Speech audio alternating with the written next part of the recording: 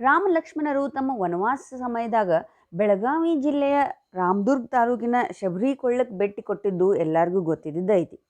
ಆದ್ರೆ ಹುಕ್ಕೇರಿ ತಾಲೂಕಿನ ಈ ಜಾಗಕ್ಕೆ ಅವ್ರು ಬಂದಿದ್ರು ಅನ್ನೋದು ಭಾಳ ಜನಕ್ಕೆ ಗೊತ್ತಿರಲಿಕ್ಕಿಲ್ಲ.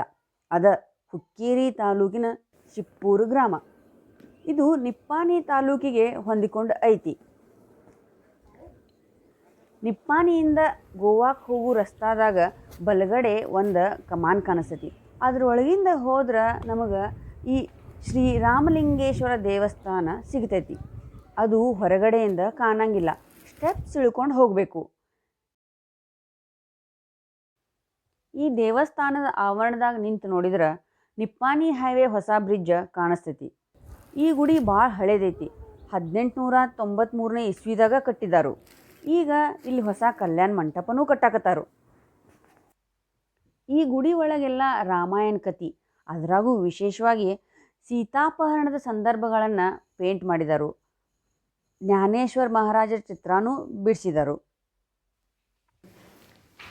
ಇಲ್ಲೇ ಶ್ರೀರಾಮಚಂದ್ರರು ಬಾಣ ಬಿಟ್ಟು ಭೂಮಿಯಿಂದ ನೀರು ತೆಗೆದ್ರ ಅಂತ ಪ್ರತೀತಿ ಐತಿ. ಆ ನೀರಿನ ಶಲಿ ಗರ್ಭಗುಡಿ ಒಳಗೆ ಎಕ್ಸಾಕ್ಟ್ ದೇವರ ಮೂರ್ತಿ ಹಿಂದೆ ಐತಿ.